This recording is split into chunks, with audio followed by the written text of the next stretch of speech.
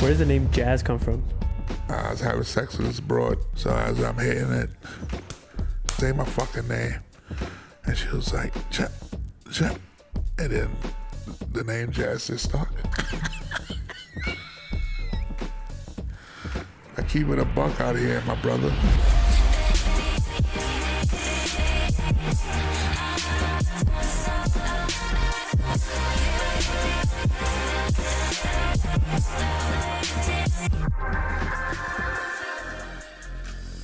Hopefully those cans don't fall again. You never know. All right, can you hear yourself good? Can you hear me I good? hear myself perfect. Perfect? Yes, sir. All right, guys.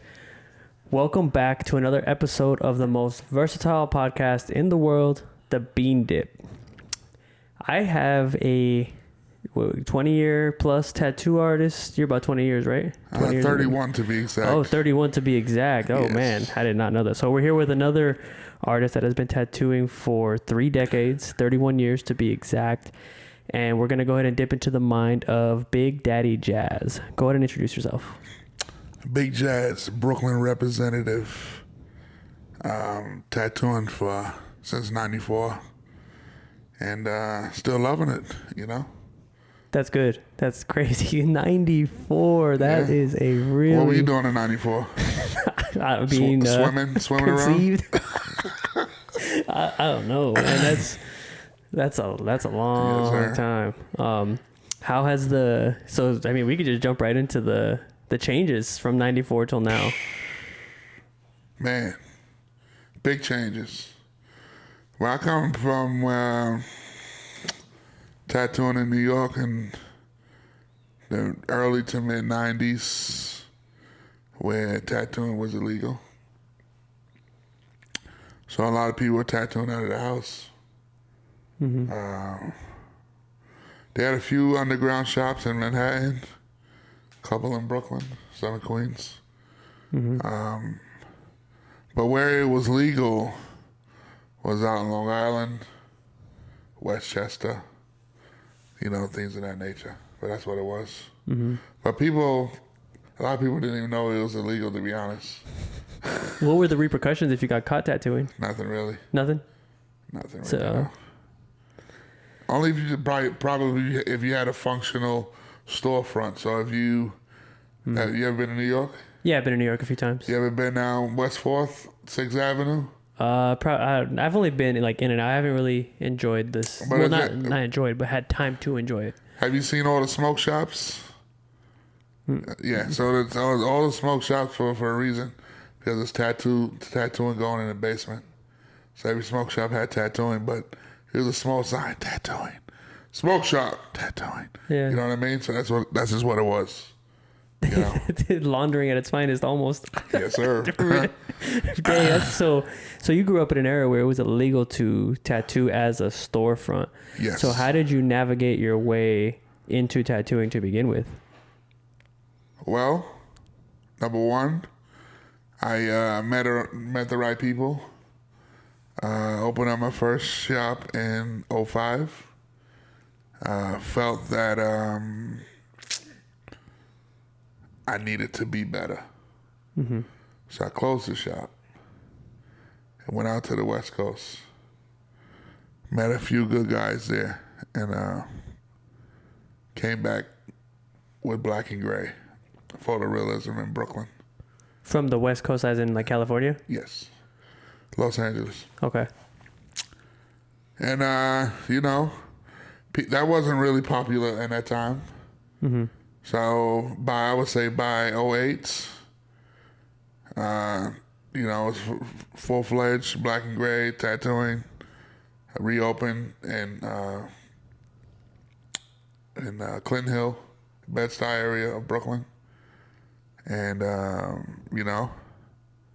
did it from there for a couple of years. Mm-hmm. And I started to see more people do it.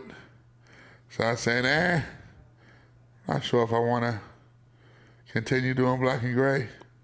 Met a couple of good guys that were doing a style that I thought was just, for me, basic back in the day. But to come to find out, it's different spins on it, which is what we call American traditional today. Mm-hmm. And I saw the artistic element of it. People drawing, people had more ideas. Mm-hmm. Things were looking more custom. So I figured, let me get into that realm. So I switched the whole shop around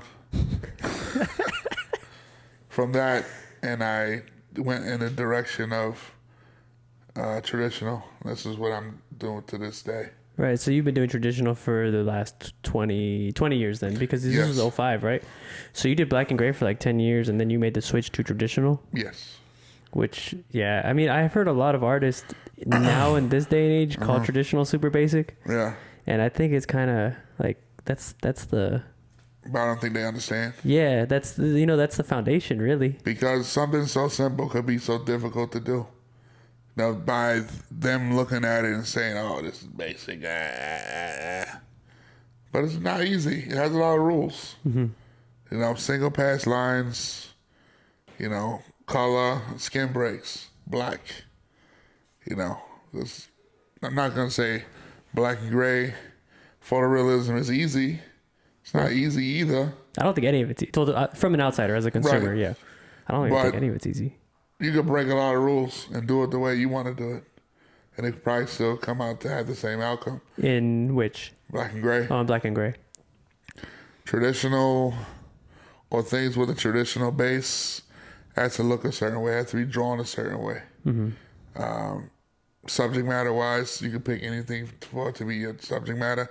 These cans over here could be transformed into something that's two-dimensional. And it can look awesome if you fucking do it good, you know? Mm-hmm. Yeah. Yeah, I've seen some pretty good traditional artists. Well, I've been tattooed by some, like Mikey Holmes, Dustin Golden. Those dudes kill like traditional. And you could just look at certain traditional pieces and see what has been done right and what's been done wrong. Mm-hmm. So when you were coming up, what was it that you saw as the traditional tattoos or style that made you want to do that instead? Well, I started hanging out with this young man out of Denver, Colorado, named Mike Pinto. Mm-hmm. And he had a whole different traditional cholo style. You know, the Panthers, but they had cholo outfits on, and you That's know, cool. like lowriders, and it was nothing I've ever seen before.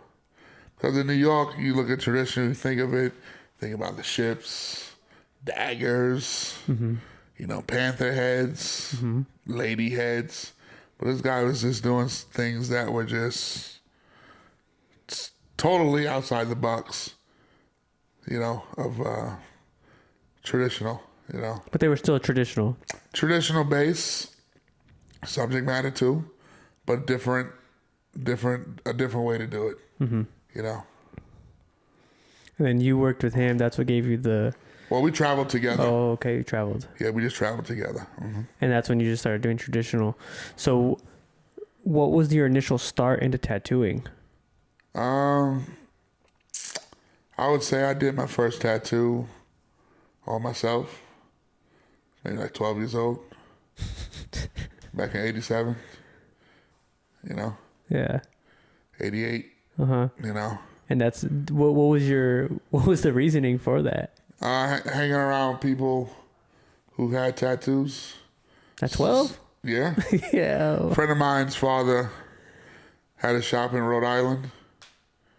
And, you know, I saw it then and there. And I've always wanted to do it since then. Dang, that's crazy at 12 years old. Looking back at it, do you think, like, do you think that was a good idea to, like, do that? Like, what did your parents say? Like, how did you even do that? Nah, I just tattooed my leg. Little small shit. You know, nothing that they could see. They never knew. Oh, it wasn't anything like... They probably know now, but and when this shit goes live, but if they ever see this, but... That's hilarious. At 12 years old, tattooing yourself. 12 years old. So then it took the next, what was that? You said 88, so that was about 6 years. What were you doing in between those 6 years? Just in junior high school. Just junior high school, you didn't draw or anything? Nah, I drew. I always drew, but it was playing sports, And then when I got out of high school, this is when I got back into it for real. And then I moved to New York. And then, took it from there. Are you originally from Rhode Island? No, I was born in Los Angeles. Grew up in Rhode Island. Oh, okay. And spent my entire adulthood in New York. And then when did you move out here to Virginia? 5 years ago, because of the great escape, I call it. COVID. The great escape, people acting weird. I still had the shop open before they announced we had to shut down, but people were trying to tell me to shut down, and I didn't understand why, because I don't watch the news. And they were leaving all type of bad comments on my Facebook and Instagram, and you need to shut down. This is irresponsible. All the blue hat people, Yeah. So I didn't understand what was the issue until they shut us down. Right. I'm like, fuck. So I tattooed it legally. I disclosed the shutters in New York. We could just pull the whole gate down, but people go to the side door, and they still got tattooed, had parties, did a lot of barbecuing, and then the first place that was open on the East Coast was out here. Out here in Virginia? Yeah. So, but initially I was going to move to Austin. Texas tattooing is crazy. Because I have a lot of friends out there. But I ended up stopping through here and never left. No, Virginia's cool. I like Virginia. By the water, too. It's all right. Yeah. I just like water. I mean, I'm used to landlocked states, so I think anything is cool. I just don't like a lot of the tattooers here. Oh. I've been tattooed out here, actually, by Tony Riccio at Saltwater. Well, those guys are awesome. Mm-hmm. All the Saltwater guys. But everyone else, they just suck as people, I guess. Yeah. New age people or both? More so than new age people. The older guys, I'm not. When I say they suck, I'm not talking about the older guys. Just the new, young, safe space people. They need a safe space. I mean, what is that? Safe space. What is that? It makes no sense. Yeah, tattooing is not supposed to be safe. Yeah, it's supposed to be in your face. Pirate mentality. Mm-hmm. Yeah, because all the shops that I've been to are more so like street shops. Yeah. So whenever I go to a shop like that, I'd rather it be kind of dangerous. Yes. I would rather be at a because I know I'm gonna get some good work. Right. If I go to a shop, because what I really started at was Porvita in Albuquerque, and for those that don't know, so that's where I started getting a lot of my tattoos. And going in there, those dudes were gangsters. Exactly. That's awesome. They had the street shop, they had the lowrider bikes, they had the entire shop. I went to their second shop, and this is where in like 2018, and just everything was just flash on the wall. Yeah, I remember that place. The roof, everything, and they don't have that no more. Nope. Sad. Mm-hmm. It's just soft, It's like they serve you soft boiled eggs for a tattoo. Mm-hmm. And if you talk about it, if you say, hey, why'd you give me a soft boiled egg? They're going to say, hey, you hate us. Yeah. Without giving an explanation on why they did it, they're just going to deflect and say, you hate them. And I don't hate anyone. Mm-hmm. But if you're soft, you're just soft. Let's bring back men tattooing. Yeah, see, a lot of the people that I've interviewed have kind of said similar things about it. And like I've been around some of them because some of my clients are the new age people, but I don't really get to talk to them because I don't really have anything in common with them. There you go. They look at my leg stuff and they're like, you need black and gray, you need realism, and I'm like, but I like traditional, and they're just like, well, you don't know what it feels like because black and gray takes hours and that only takes like 2 or 3. And I'm like, bro, They don't know what they're talking coils about. hurt. Like, Yeah, they don't understand. yeah, so I've had a couple like instances where that happens in the more common like new age tattoo shops. What do you think is the reason for that change?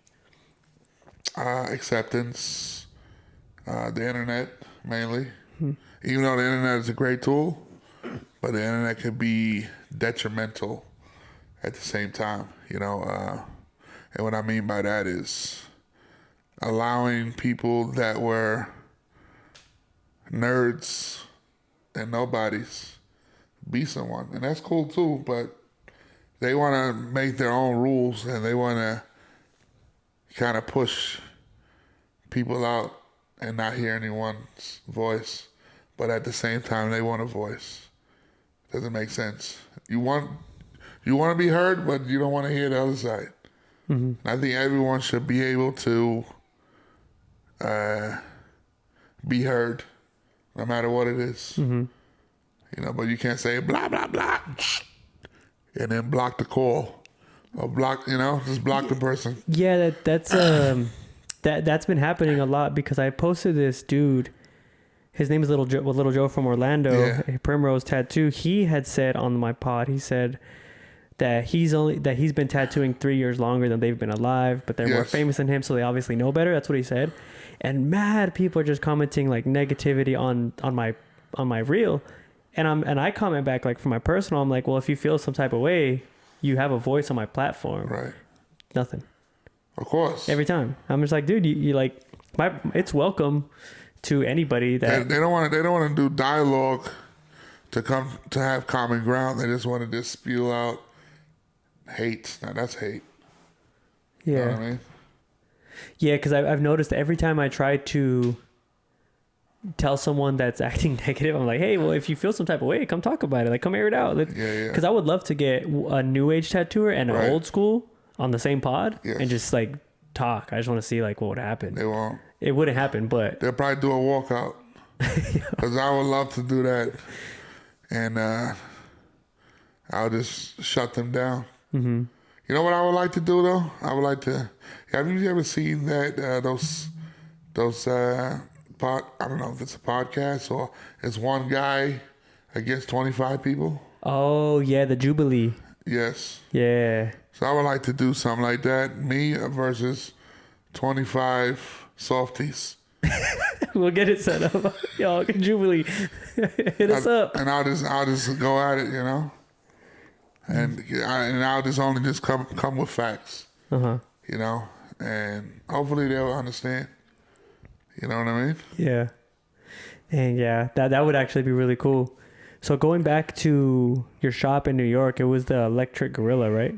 Wow. Let's just take it back and give you a little history. All right. So the first shop I had was called Black Star Tattoo and Franklin Avenue, Crown Heights, Brooklyn. At this time, there weren't really shops popping up like that. That wasn't a thing. Because to be honest, New York, when it comes to tattooing, it's a little bit conservative in that time period. So seeing someone with a lot of tattoos back then was a little weird. They'll associate you with being a biker or what have you. So I opened that shop first, and then, like I told you earlier, I closed it, went out to the West Coast, learned Black and Gray, came back, opened up Green Avenue Tattoo, and Clinton Hill. And that was 2005 when you came back. No, that was 2008 when I came back. Okay. And then through that time, I did Black and Gray for a couple of years, and then I reinvented the shop to Green Ave. Well, no, wait. It was Jazz Tattoo coming back, and then I reinvented it to Green Avenue. And it was basically traditional based. I hired a bunch of kids who were into traditional, kids from out of state, and they started with me. Gave them good careers, and they're still great tattooers to this day. They all own shops, majority of them. That's amazing. You know, it's like a tattoo academy. We pushed each other to be better. Mm-hmm. So then I opened up another shop in Williamsburg, Green Avenue 2, on Grand Street. So had those places for a while, got divorced, so I ended up closing these shops, and I moved to Berlin. Germany. Yes. And I worked in Berlin for 3 years before I came back. And when I came back, I moved to Richmond. Worked at a shop in Richmond for That's crazy, Berlin. a year and a half. That's cool. Yep. So when you were in Berlin, how was the art different out there? Because I know, man, it's so different. I know there's crazy art out there. So believe it or not, obviously, Germany is a white country. Right. So in my mind, I thought, oh, they like color work here. Wrong. Everything they want black. Right. Everything they want black work. Yeah. So black sleeves, pointillism, geometric. So I had to reinvent myself doing these type of tattoos to appease the clients, plus pushing traditional, which I did. I was successful at both. So it was a good experience by learning another style and cultivating another style. Working in a high volume tattoo shop, classic tattoo in Berlin, and it was high volume. We tattooed all day. We would start around 10 a.m. and we're done at 6 p.m. every day, except Sunday. And it was great. That's cool. Yeah. I mean, that's an experience in its own just to even go to Berlin. Yeah. And you were there for 3 years. Uh-huh. Yeah, because I've seen people in Berlin, they always post like the graffiti stuff. Like art out there is just... When I first met BAEL in Berlin, because I used to bring a lot of Americans to do conventions with me. Just I'll get a big booth. And one of my other guys, he couldn't make it this time, so he knew BAEL. He actually just met BAEL that day. And he asked, and BAEL was like so down. He just got his passport. He said, and we talked via FaceTime. And I met him on FaceTime. He said, hey, yeah, I'll come down. And he came all the way from Albuquerque. And this is when we first met. And he's been a soldier ever since. Yeah, he had that drive. Yes. Sure. Like, that dude was like, you could not stop him. Definitely. That's crazy. So you met him in Germany. Yes. Met him in Germany first. And that was what year? This was, I want to say 2013. 2012, 2013, around that time. Yeah. Dang. That's crazy. Yeah. Yeah, because I think you had mentioned that that's where you met him. When I met you at the convention in New Mexico at the Duke City. Yeah. That's what it's called, right? Duke City. Duke City. Yeah. When I met you there, I think you had mentioned that you met him in Germany. I met him in. Because he introduced me to you. Yep. Good guy from day one. Always been the same. Never change. Never switch up on you. Whatever he says he's gonna do, he always does it. Yeah. You don't find too many people like that. You know. Yeah. Yeah. No, that's crazy. Because I remember when he introduced me to you. So you had just met him 3 years after he had opened a shop, or like a few years after he opened a shop. Yep, absolutely. Dang, so you guys just were locked in after that. I mean, well, he proved by coming across the country off of just the whim. We've been cool ever since. He came the following year. He brought. This is when I met Helm. I met all these guys. Ale. He brought all these guys over, and we did it like two years consecutive in a row. I mean, 2 years stacked back to back, and then I ended up coming back to America. And then that's when you went to Richmond, or no? Yep, I went to Richmond because it was an easier transition moving to Virginia. Because eventually that's gonna go back to New York. So stayed in Richmond for about a year and a half. And then I moved to New York and opened up the Electric Gorilla. Yeah. Yeah, that's the one that I know Yes. about. That's such a cool name. Yes. Electric Gorilla. Why? Why did you name it that? Because it's me. I'm electrifying when I talk. You know, I'm not a shy person. I speak what's on my mind. And I'm a gorilla. I'm a beast, you know? Yeah. I'm always on my grizzly, like they say in New York. You gotta be on your grizzly, you know what I mean? Yeah. I've never. He's like, oh, I don't know what that means. Yo, that's good. Yeah, I mean, I've been in New York. I mean, there's some fire tattooers out there. For sure. Yeah, I'm going up there in a couple weeks for the Empire. You should. Yeah, I'm interviewing. Ooh, that's a good one right there. Yeah.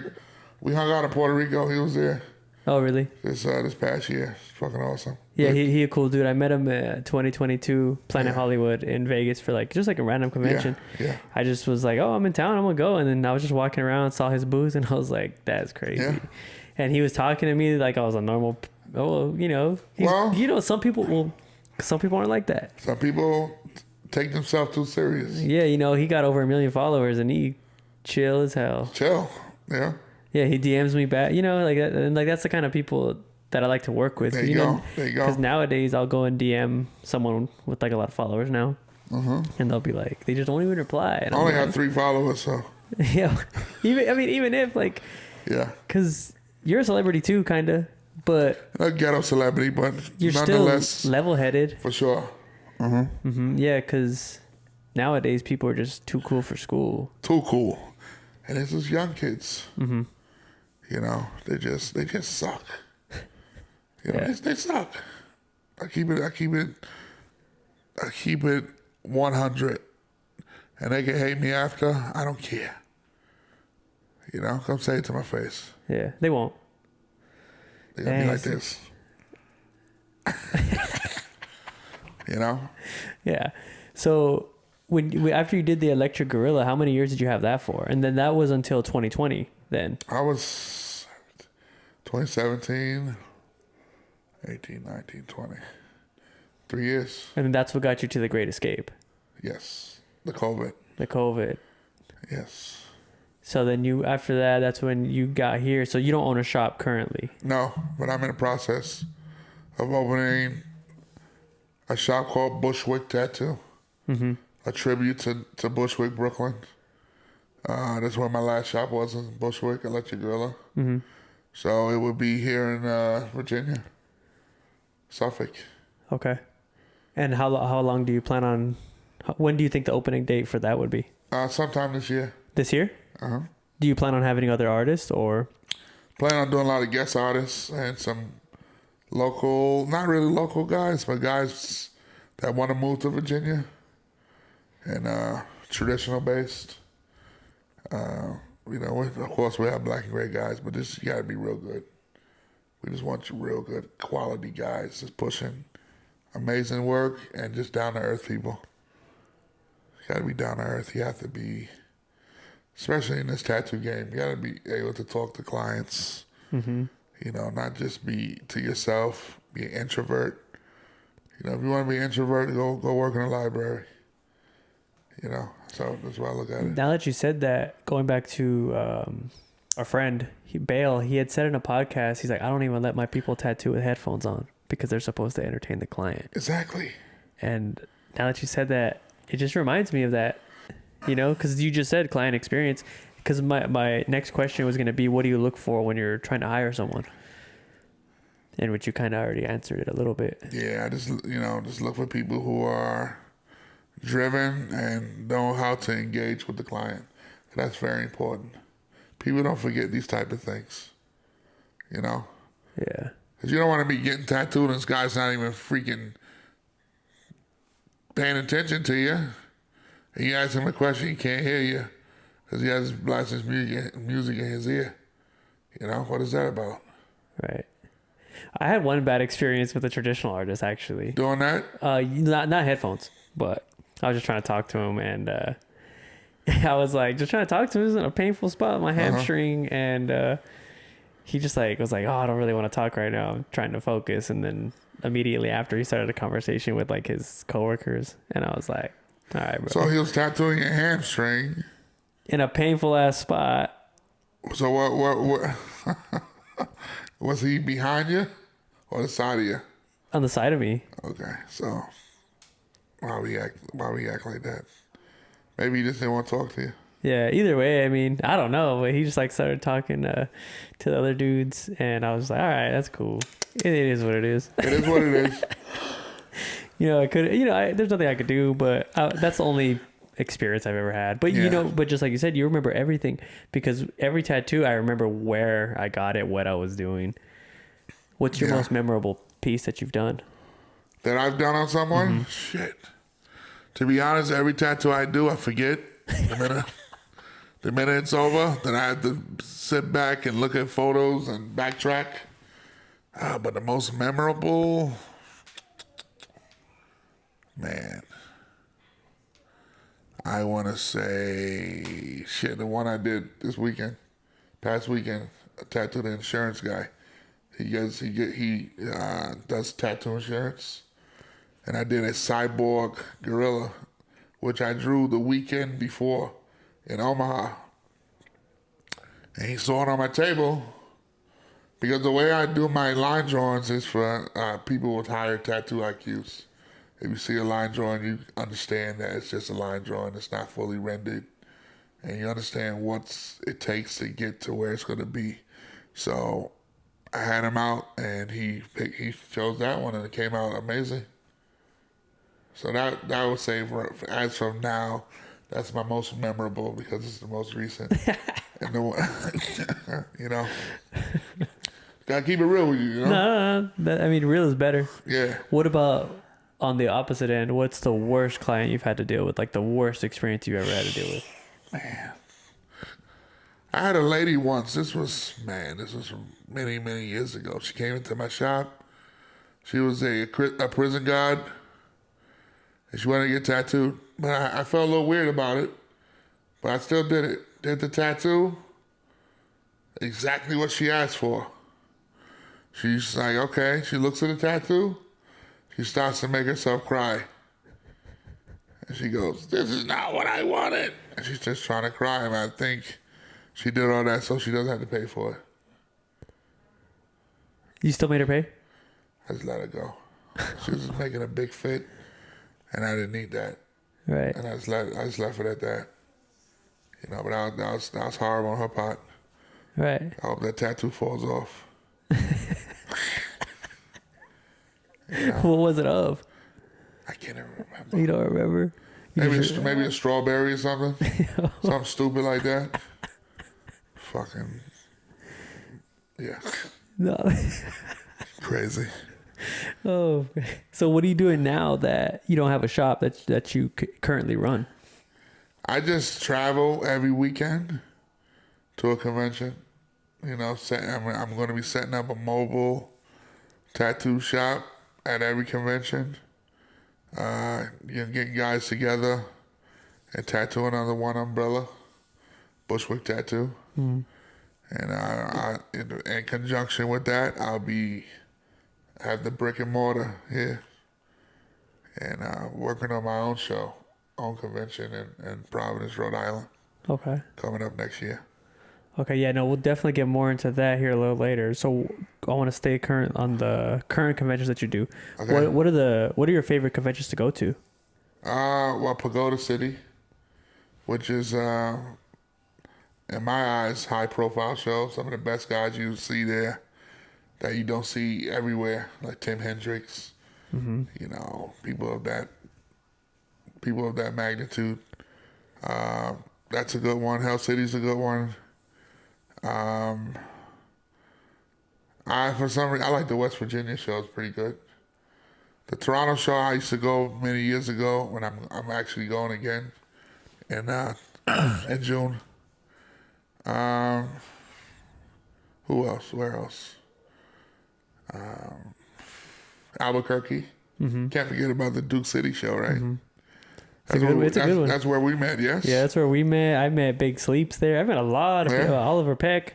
Yep. Mike Chambers, I met there. All these dudes. So you see some of the best guys under one roof, and you're like, damn, who do I want to get tattooed by, or who do I want to learn from? And you know, it's just a whole never-ending learning process in tattooing. Because you can sit alone, be a tattoo artist by yourself, and just doing the same thing. And if you're not looking at other guys, seeing how they do their approach on certain things, you're gonna get stagnant. Mm-hmm. So it's good for me, you know, good to go around and learn from other guys and hang out. Mm-hmm. Yeah, because all the good, best people are under the same roof. Absolutely. So that's what I love about conventions, you know, because I'm limited on space, so I try to find the traditional artists at conventions, and I haven't really found any recently. But how fast did you fill up? Pause. About a year and a half. I could tell. I knew it. Yeah. I got like 35 tattoos in 1 year. You are a maniac. Yeah, there's 52 weeks in a year, so I was 15 weeks shy of getting tatted every week for a year. You're the man for that. It hurt. Which one was your first one? This one right here, Ambition. Okay. And then that was when I was like, that was old. And then it took me like years to catch up to like want to do these. Because I only had one tat when I started. So you mainly just like trad? I just had to learn about it. Okay. Because I was at the shop every single day. Okay. Vlogging and just practicing, you know. Okay. I wanted to be like a YouTuber. I mean, I still do. I mean, I do it now. Yeah. But it was when it was a dream. Yes. And I was just getting tattooed every week, and I was filming it and vlogging it. It's all on my channel. And BAEL came up to me and was like, yo, what are you filming for? And I just told him, I was like, oh, it's for myself. He offered me a spot to film YouTube there. Film his YouTube channel, and I did not deliver because I didn't know what I was doing. Yeah. But I still tried. Right. And then once I was hanging out there and just going there every day from shop open to shop close, you know, I was spending time with all of them, you know. They started teaching me about traditional and the culture, and they were like, hey, you should watch. This was when Tattoo Age was a thing. Tattoo Age was awesome. And then they showed me grime. I learned a lot about grime or grimy. Is it grime? Great. Some people say grimy. Some people say grime. It all depends on who you're talking to. Yeah, see, I always heard grimy, but then I've heard people say grime. So I had heard about him, and then I started watching the other Tattoo Ages, and that was what I based the Porvita stuff off of. I was trying to like do it like that, but you know, I didn't know. Yeah. So then spending time in the shop, learning the culture and just learning about trad and like the right way to do things, and that I just didn't know. Yeah. So now it's opened many doors for me in the tattooing world to, you know, I guess be able to interview some of the people who aren't even inclined to be on the camera. Right. Because a lot of the old school tattoo artists don't like the internet. Yeah. You know, they're just real like secluded. Like you have Bunny in Wisconsin over there. I haven't seen that guy in so long. I'm about to interview him. Really? Yeah. I got to talk to him. Yeah. That guy's so good. Zach Stuka. He's been so good. Yeah, they both don't got Instagram. That guy is so, one time I did a convention in Richmond, and he was in the next booth, and everyone that passed by his booth and looked at his portfolio, they would stop and just stare. And I was like, damn, let me take a look. And I went up and I looked at his book. I'm like, Jesus Christ, this shit is out of this next level tattooing. You know, it's the Japanese work, and it's just, wow. The guy's an amazing tattoo artist. Yeah, he's sick. I first heard of him because of the guys, and then another dude told me about him, and then I found out he don't do Instagram, and then I started looking about more other like traditional guys, and none of them like Instagram like that, which is cool. Like it's fair, you know. But yeah, getting him on would be cool. Yeah, it's gonna be a little difficult, but how'd you find him? The dude Little Joe from Orlando, because he had mentioned him in the pod. Well, I knew who he was. Well, I've never met him. I just know of him, and we were talking about him as I do with any other trad old school artist, and Zach Stuka had commented on from the tattoo page. He had commented on that post that he said, I'm 3 years older than they've been alive, and the one that like blew up. And I was like, yeah, hopefully I could come out and get you and Bunny on. And he's like, yeah, let me know. Bunny's easy to get a hold of. Just DM me. I'll give you his email. Damn. Yeah, so I'm gonna go see them probably in July. Wow. Yeah. That's awesome. Yeah. Bunny's a little more reluctant, obviously, but Zach, you know Zach Stuka, right? Mm-hmm. Yeah. He was like, yeah, I'm definitely down to like do one. I wanna you know what it is. Yeah. Dang. So back to the conventions. All the conventions that you go to, are they ran by the same company? I would say majority of them are ran by Villanauts, Troy Temple. Yeah. He has a show almost every weekend. Okay. Yeah, no, I like his shows. I've been to a few of them. Yeah. I like them. Yeah. What's your favorite thing about the conventions? Well, for me, my take on it is I don't ever book any appointments, so I never know what I'm going to do that weekend. I never know if it's going to be, I'm going to have a guy that's going to want a full sleeve back piece or a bunch of little knickknacks. Yeah. So you never know. I find a thrill in that, you know? Yeah. Yeah. I like spontaneity. Yep, absolutely. Spontaneity is cool. Yes, Sometimes sir. it could be a killer with like income and paying your bills, but spontaneity is it's always fun because if you have the chance to be spontaneous, especially with like income, like why not? For sure. Because traveling is my favorite thing too. Definitely. When I go out. What's the craziest thing you've seen at a convention? Okay, so the one that I remember, it's recent. My memory's kind of shot. I was in a convention, and there's a guy walked up to another tattooer and knocked him out. Knocked him out? Yeah. And I didn't know he knocked the guy out because I was a little far away. I was making a stencil. So I see the guy walking out the booth, and he flips the whole table. But he's arguing with a young lady. The young lady's hitting him with a tray. That's crazy because I think the guy that I just posted it told me the same thing. Really? I think so.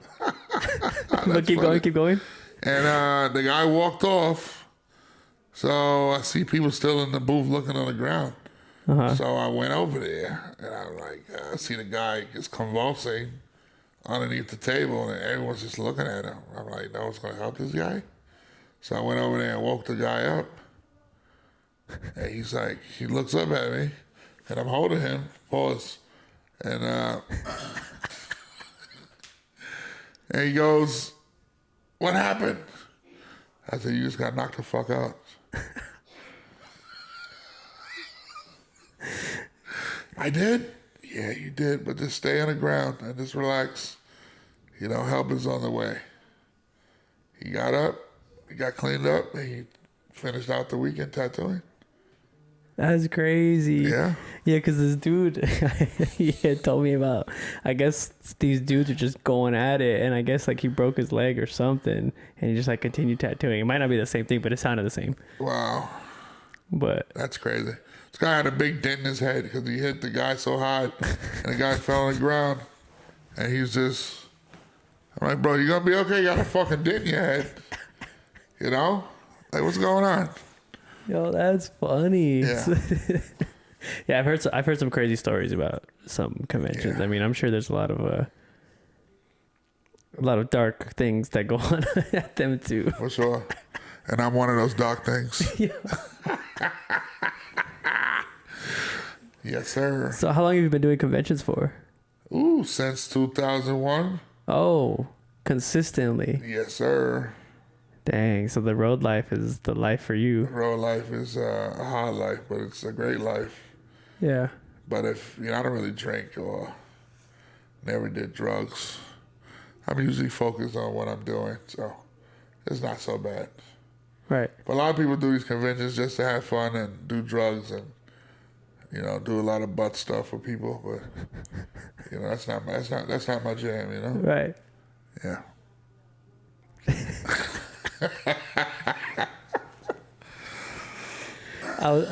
So being that you're on the road all the time and you're gonna open up a shop, are you planning to like spend more time at a shop, or are you gonna have it just ran?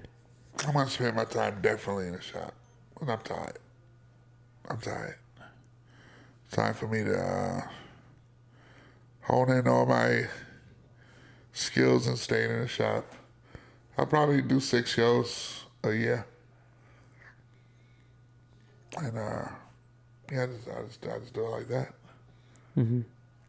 Yeah, because I was just figuring that if you're on the road, how would you manage a shop at the same time? Absolutely. You know? Yeah. Dang.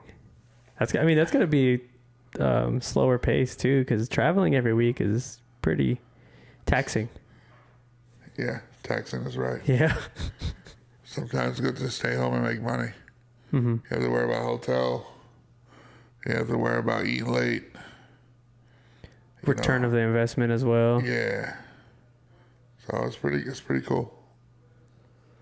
No, I love the road, but at the same time, I also like sleeping in my own bed. Oh man, it's just the best. It's definitely the best sleeping in your own bed. Especially after a while. Like if you spend like months or Yes. weeks, you finally get home and it's different. Like you sleep on your own bed, even though like the other beds may be comfortable. But that's nothing like your own bed. It's nothing like your own bed. Yep, nothing like your own bed. Mm-hmm. Dang. Yes, sir. What are the next conventions that you have coming up? I'm going to Orlando next weekend, and then Hell City after. Where's Hell City at? In Columbus, Ohio.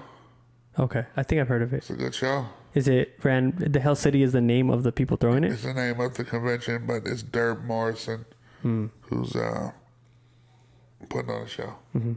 And he throws another one in Arizona, but that's like in August. That's where I've heard of it. Yeah.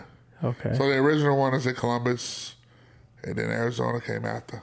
Columbus got some fire tattoo artists. Yes, they do. I don't know if you've heard of Brandon Blevins. No. He's up a little bit like on the north side. That dude's sick. Serious business? Yeah, serious business. They got some crazy. They're all trad people. My kind of people. I like trad. My kind of people too. Our kind of people. Yes. Yep. I'm biased when it comes to tattoos. I'm not gonna lie. I can see something real nicely done, black and gray, and I'm not really that impressed. I'm just like, it's okay. But I see a well done traditional tattoo, whether it's Japanese or whatever, I'm into it, big time. Mm-hmm. Yeah. Who are some of your favorite trad artists in the game coming up and now? Favorite trad artists in the game, I would say, number one, I would say Chad Coplinger. Mm-hmm. I would say Sean Topper. I would say Greg Christian. People like, man, there's so many good ones out there that I'm like, whoa. Mm-hmm. That they just blow you away when you see their work. And the amount of hours they put into painting. See, all of that stuff is, for me, the essence of what this is all about. So these guys are doing the work. They're painting. They're mapping out the next strategy. They're putting in a lot of work. Chad Coplinger just did something in Chicago a few weeks ago. He did about 300. You guys could fact check me, but 300 flash sheets he did, and fully painted everything. That's a lot. Yes. Yep. One flash sheet takes at least 15 to 20 hours more than that. He's fucking fast. But still, 300 sheets? Yeah. Each sheet has maybe at least 5 things on it. Yeah. And 4 if they're in the corners. Yeah, those are some of my guys who I really enjoy. Like growing up or now? Now growing up, I would say people back in the days, who can I say? Well, yeah, because I got to remember, you've been tattooing for 30 years, so some of the guys back in the day I would say are your friends now. Tony Olivas. I would say people like, of course, you got to say Leo Zulueta, the father of tribal. Mm-hmm. people like Jack Rudy. R.I.P. Yes, R.I.P. Yeah, this, you know, guys like that were just amazing. You know, Mike Malone. You know, he did one time I was looking at a magazine, I saw he did a cyborg Godzilla on the back. Oh my God. Even to this day, if you look at it, you know, you see pictures, it's amazing. You know, those guys really put in their work. Yeah, a lot of the new stuff, you can't really tell if it heals right because it's new. Yeah. Yeah, like sometimes I'll see some traditional pieces that I can see are done. Yeah. Right? And I mean, I can't really say if it's done right or not, but I can see the quality of the stuff. Yeah. So whenever I see them, I'm like, man, did you just get that? They're like, no, it's like 10 years old. Yeah, it looks so rich and just beautiful, you know? Out of this world, kid. Yeah, because some of these are almost 10 years old, you know, and a lot of people are like, those look like you just got them. I'm like, bold will hold, baby. Bold will fucking hold. That's for sure. So now that the internet and social media has changed tattooing probably forever, what are some of the practices you do? Do you still draw your stencils? I still draw. I still do everything as I always did. The only difference now, I use these dildo tattoo machines because I travel a lot. Right. So that's the only difference. Other than that, I still do everything else the same. And I take credit cards too. Yeah. You know. Cash is king. Cash is king, but sometimes everyone does have cash. So, and I like to get paid, so. Yeah, your fucking credit card, let's do it. Reverse transaction. That's it. No, for real though, I mean. Yeah. How does that even work? Because they can. They could. I'm sure you've been hit with some reverse transactions. Yeah, it's happened to me maybe, I would say, twice. Oh, it's not that bad. Years. That's not bad. Happened to me in Philly, and it happened to me one time during COVID. I guess the lady just needed money. Yeah. So she just picked me to reverse the transaction. I was a little upset, but what can I do? Yeah, I mean, what can you do? Yeah. So tell me more about these dildo machines. Well,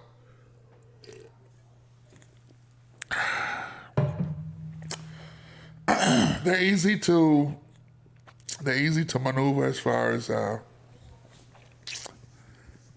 one click and the needle's in, and you just go. When I'm back in the shop, I'm obviously gonna go back to coils or rotaries that are, you know, rotaries came out before coils. So these type of rotaries, direct drives, shag built. Yep. So yeah, stuff like Send that. them a machine. Shameless plug. But yeah, that's what I'm into. I try to keep it as true as possible because I like drawing. I don't really care for iPads.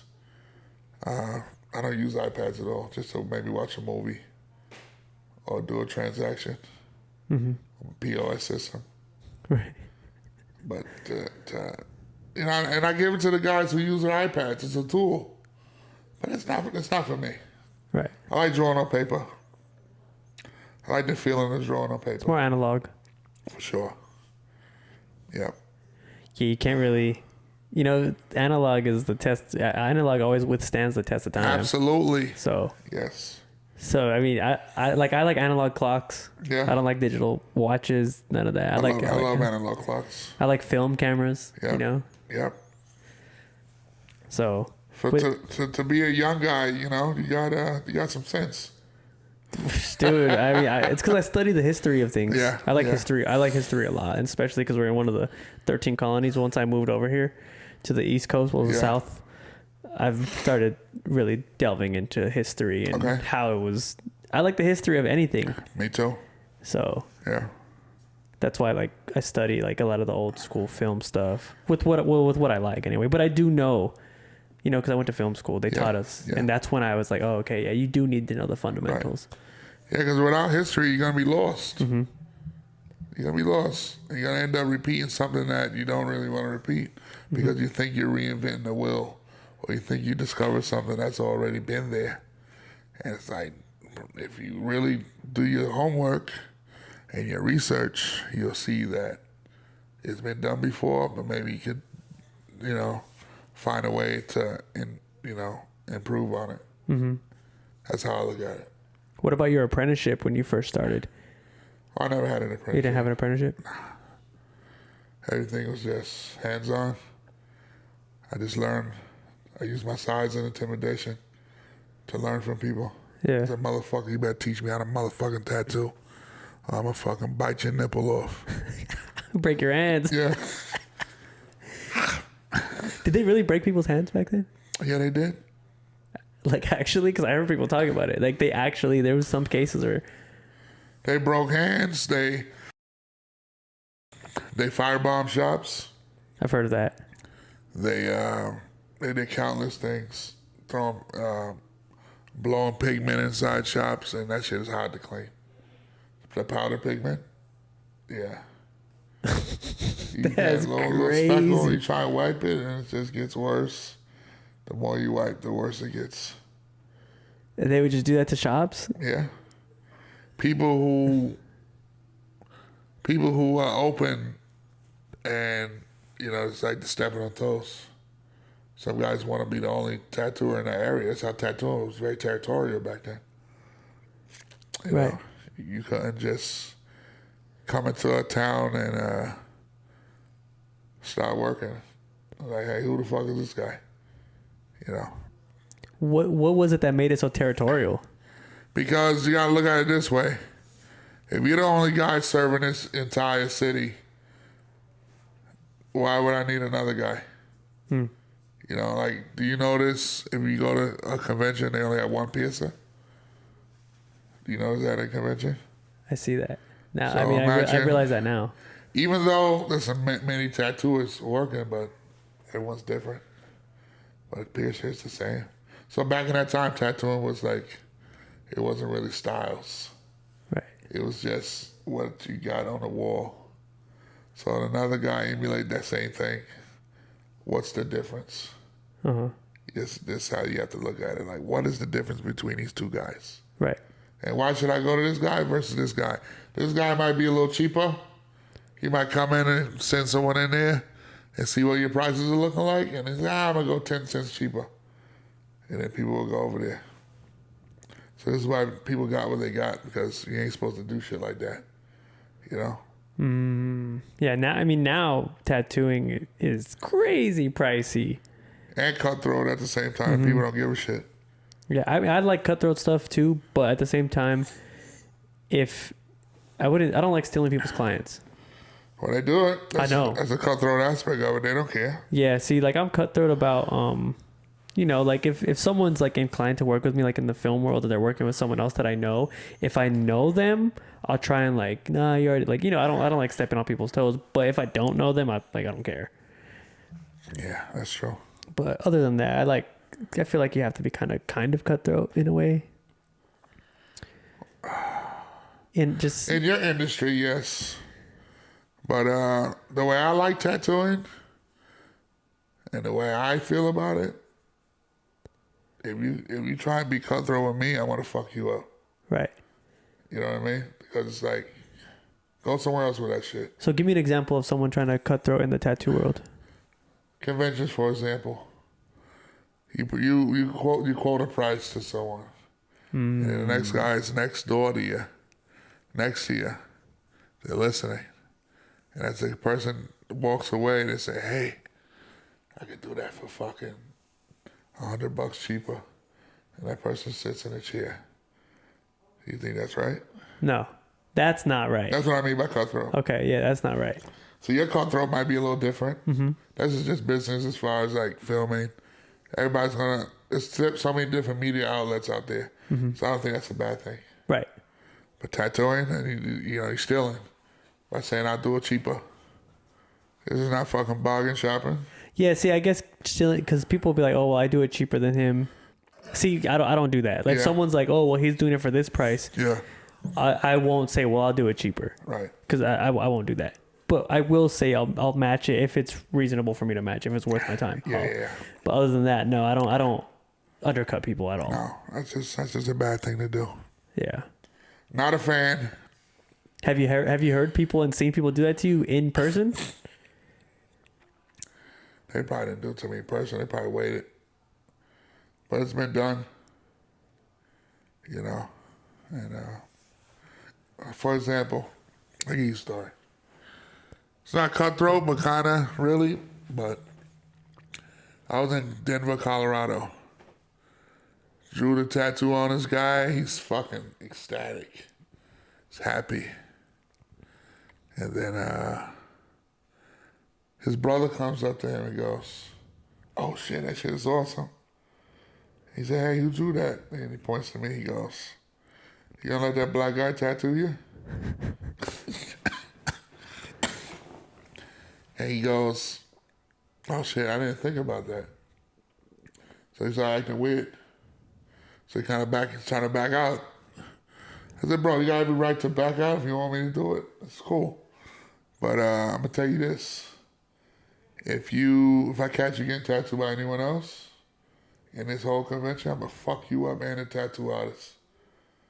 So and then me and my buddy, Big Smoke and Anthony, we stood up and we just ran these guys out the convention. To get the same thing, right? Huh? To get what you were gonna do on. Yeah, we just ran them out. I said, "You know, I don't even see you get tattooed there. Just get the fuck up out of here." That's great. I mean, that's cool though. I mean, to make it like, yeah, that's great. That's cool that y'all did that. Sometimes people only respect violence. Violence is the answer, I think. I think so too. I think that violence is the answer when it's necessary. I don't think like unprovoked violence. Like obviously, I'm not gonna just shoot you randomly, but I do think that violence solves everything. Yes, it makes people like, okay, oh, all right, my bad. Mm-hmm. You know. Yeah. Yeah, violence is the answer for sure. I said that in one of my other podcasts, and he agreed. How many people got mad at you when you said that? Well, I don't know, because it was still like when I first started posting them. Okay. I'm still getting traction and stuff, but maybe I should clip that part and put it on there. But because it was actually, I put it in the intro. Yeah. Yeah, I put it in the intro. Okay. And then the kid's answer was, if you're not capable of being violent, then it's not a choice to be violent. Really? Yeah, that's what he said. And I'm like, I resonate with that. Because we're talking about wars. I think anybody's capable of being violent. You think so? Yes. If your back is against the wall. Yeah. Okay. Yeah. In a Fight situation. Or flight. Yep. Everyone's capable. Yeah. In that regard. Yeah. You know, you gotta do what you gotta do. But sometimes violence comes natural to certain people, and others they don't until they're pushed to that limit. Yeah. You know. Yeah. So violence is the answer, guys. Violence is the answer. I agree with that wholeheartedly. History proves it. I mean, whoever wins is right. And whoever wins get the right to history book. Exactly. All the people who wrote the history book were the people who won. So whoever wins, I guess whoever... And they can say whatever they want about you. They can say anything. They can label you as a monster or whatever because they won. And that's just what it is. So they're right. And so, in some instances, it's right for them. Yeah, I mean... Because you can't, if you argue with them, they're just gonna kill you too. Like facts. So yeah, or they had help. Yeah. Hey, so you ran them out of the convention? Him and his friends? Him and his brother. This is many years ago. It's about like 2006. What convention was it? This was Body Art Expos back in the days. There were a lot more conventions on the West Coast than the East Coast in that time period, the early 2000s. Villain Arts wasn't really a thing. He had the Philly show at that point, and Baltimore was about to be his second show. So I think Baltimore started in 08. So he had Philly and Baltimore, and that was it. But it was called Tattooed Kingpin at that time. It wasn't Villain Arts. Right. Yeah. Dang, I think that's hilarious. Imagine it was 3 of y'all just kicking these dudes out. Oh, we were in the same 3 of us. We were in Chattanooga. Tony Olivas had a show there, and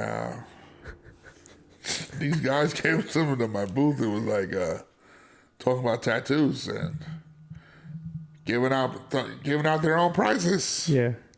I'm like, bro, get out of here with that. And he goes, around it. What did he say? I just said, get out of here. He said, you can't talk to me like that, boy. Oh, he said, boy. Yeah. So we stood up right away, same 3 of us. Yeah. And we chased these guys outside. And they just ran. Yeah. But yeah, we got into a lot of fights. Brawls. You know, I think that's the part of tattooing that's being missing. Are the brawls. The disputes. But if after the dispute, or after you get your ass kicked or you kick someone's ass, everyone comes together, drink a beer, shake hands, and move on. Mm-hmm. Yeah.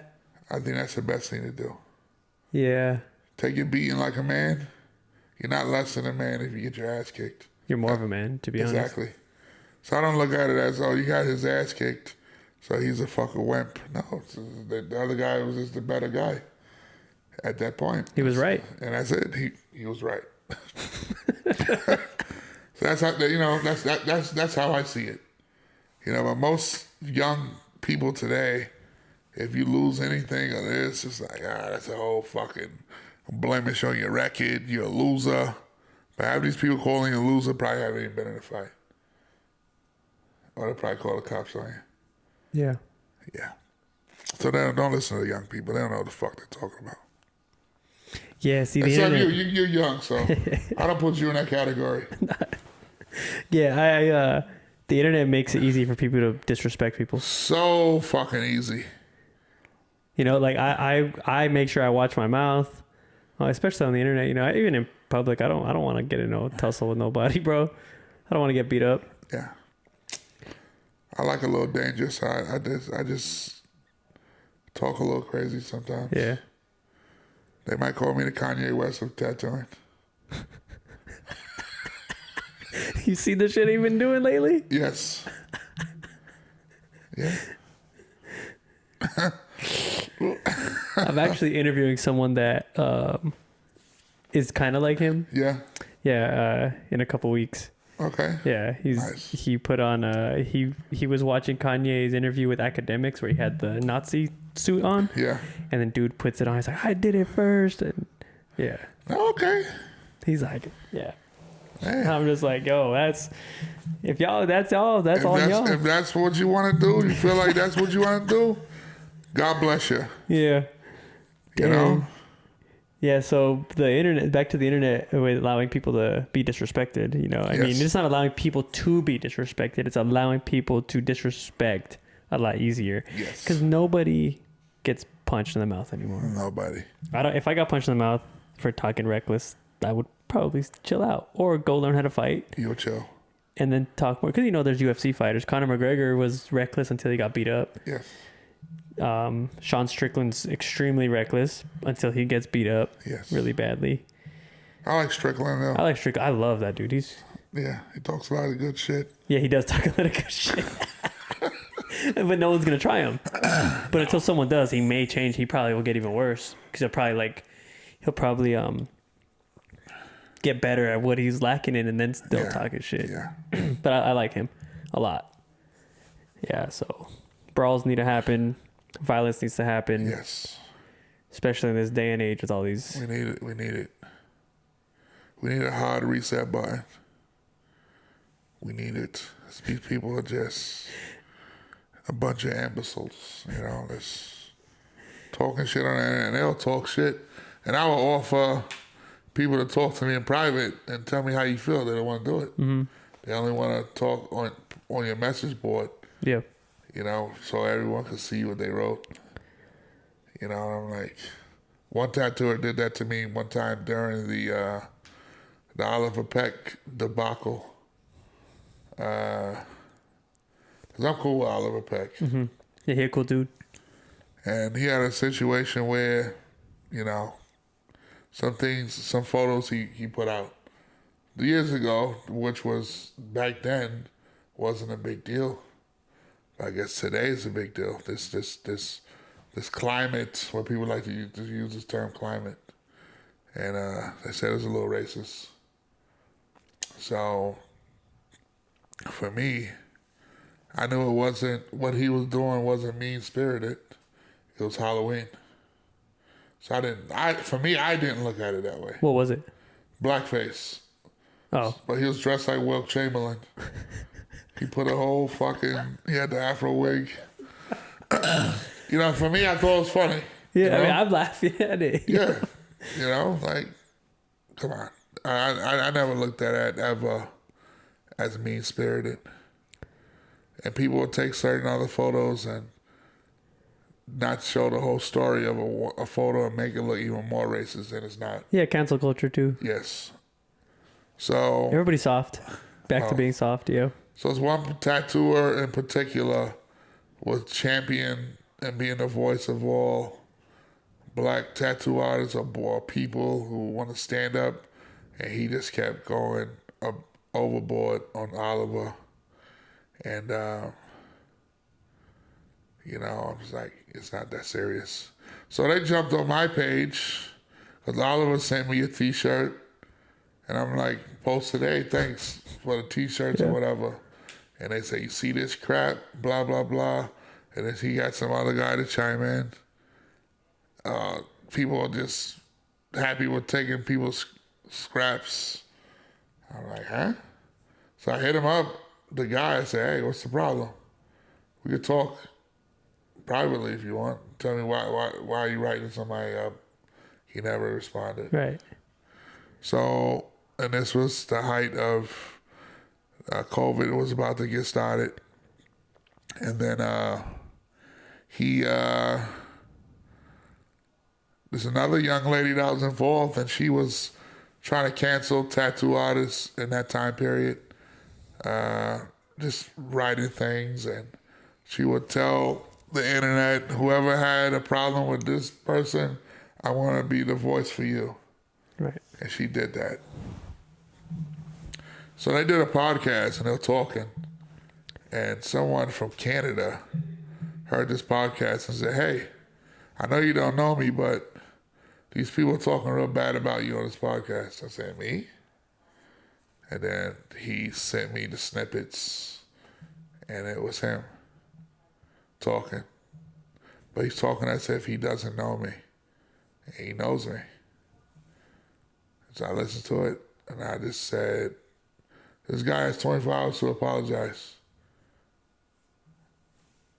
I ain't gonna say the rest. But he apologized on live, though, because he was talking more nonsense on live. I called him on live, and he apologized. And then he sounds sincere, but at the same time, I said, let's talk a little bit more about this privately. And he never reached out. So I said, okay, this guy likes to put on the show. So I just left it at that. But he never talked anything bad about me again. Dang, 24 hours to apologize is... Yeah, it was gonna be a problem. You know what I mean? I come from a old school mentality where you're doing something, we gonna come for you. You know what I mean? We gonna knock on your fucking door. You know, this is just what I do. Violence. Yes. So I'm not gonna be on the internet talking shit about you.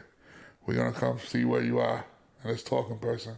And see if you have the same energy that you had typing on your phone. If you have this energy towards me in person, and see how you feel. Let's check your temperature. You know? Yeah. And if you don't have it, then you're just talking shit. He's doing it for fucking views or clicks or whatever. I don't have time for that nonsense. Talk to me, and we can settle it. And if you feel I did something that you didn't like, we can talk about it. Right. It's no problem. I might slap the shit out of you at the end. But at least we talked about it like, man, be a fucking man. Yeah. Stop typing like a little fucking kid. You're not 12 years old. Get out of here. That's just how I roll, you know? New York. Yeah. I mean, back then, you would go to the park and fight at the basketball court. There you go. Even in my, like, you know, because way younger than you. Yeah. But we used to set up arrangements to fight, like, in the bathroom. There you go. At the skate park, at the park. That's it. At Pizza Hut. These are all the places I fought. But right. Did you guys buy buy each other pizza at the end at least? We just shook hands and went about our day. But no pizza party? No pizza party. It was a pizza party for my cousin. Okay. My cousin was having a party and this kid just came up to me and just wanted to fight. And we just boxed. We boxed. They had to pull me off of him. Yeah, I was like 13, bro, you know. Okay. Probably younger than that. You know, when kids, you talk shit back then, you fight. Yeah, you dealt with it, you know, but now you talk shit about someone and these people talking shit expect no consequence. Or they'll pull out a gun. Yes. But these kind of people talking shit don't pull out guns. Because people who really pull out guns, they're not on the internet talking shit. Right. You know what I mean? Let's just be clear. You know, these people that are really talking nonsense just to get a rise out of people, they expect no consequence at all. And I believe there should be consequences for your actions. There's no reason for him to go and do all that. Like, we could talk about it. Mm-hmm. You know, get on the internet smearing someone, blah, blah, blah. Just, I don't know. I don't get it. Mm-hmm. Yeah. That's the day and age, I guess. That's a day, Yeah, that really was real corny. That was a real cornball situation to do that. Yeah. And, you know, we could talk like men and shake hands or not, or fight it out, you know? But just that personal communication, you know, the interpersonal communication when you're face to face with someone, it's different. Right. There's not a screen protecting you. So if you really feel that way, then just come correct and be like, yo, this is what it was. I apologize, or I still feel that way. That's it. And that's it. But even when he was face to face with me on the fucking internet, his whole demeanor was different. Yeah, because he saw my big ass ugly face. He said, "Oh, I didn't know he looked like that." Oh shit! And I'm still cordial with him. I didn't curse him out. I didn't say "fuck you." I was still cool with him. We talked it out. He apologized. That's all I wanted. But I know it wasn't sincere. Mm-hmm. You know, like, come on, guy. Yeah, because I've been in situations where someone has like said something, or like they'll talk shit about me behind my back and they don't even know me, and I'll come up to them like, "Hey, can I talk to you for a second?" I pull them aside like, "Yo, what's up?" Like, we're homie, like we're not homies, but like we're men. Like, what's up? If you have a problem with me, like, what is it? Let's talk about it. Yeah, let's talk about it. I actually just recently there was a dude talking mad shit about my podcast because I asked him questions that he couldn't answer and he made himself look dumb. So he begged me to not post it. I'm still gonna post it, but yeah, like. And he came to my house one day, and the second he got in the car, he like tried to shake my hand. I was like, "Nah, you was talking shit. What's up, buddy? Don't shake my hand now." Yeah, and I was like, "If you don't like me, we can still do business. Yeah, but just on a business level." And he's like, "No, we're cool, blah blah blah blah." Like, I don't like. And then like a couple days later, talking again behind my back. Yeah. So I called him on the phone. I was like, "Bro, I'm still posting your podcast. I don't care what you say. I was going to give you a chance, but you're still over here. I've never done anything to you." Yeah. And that's it, you know. But it's like, I asked you in person. You said you didn't care, that we were cool. And then the next day you go and it's like, bro. Corny. Cornballs, bro. Exactly. Yes. So with the internet changing the aspect of tattooing as well, how did being on Ink Masters shape your career? Well, number one, I didn't really know what I was in for. I knew it was a competition show, obviously, but I didn't know that it was going to be so producer driven. They get people to be a certain way because you got to sell TV. So I understand. At that time, I understood it a little bit, but I didn't really understand it until I was out of the show. So I'm like, okay, these guys, it's how they're so successful because you got to sell it. It's not scripted. It's not scripted. But they're going to push you to the limit because everything is, they listen to you 24/7, talking or whatever. So this is how they get their material to talk, and it is what it is. I thought it was scripted. Huh? I figured it would be scripted. No? Not even a little? It's just motivated. I wouldn't say scripted, but they motivate you to be a certain way if you allow it. If you don't allow it, then you kick the fuck off. And it is what it is. Yeah, I know a couple of guys that are on Ink Masters. I've only met a few. So I know Al Affliction. He was on the very first season. Yes. I have not met Gian Carl. Who? Gian Carl. He's a Neo-Trite artist. He's super sick. He was on season 8 or 6, I think. Okay. Don't quote me on that, but I talked to him via DM. Yeah. Trying to get him on here, but he's a busy guy. Right. Mr. Keto. I know Mr. Keto from Tulsa. I don't know what season he was on, but he was on it. And another dude from here, Servone. Yep, Servone. He's actually coming on tomorrow. I know Servone. Yeah, he real cool people. Yeah. Cool dude.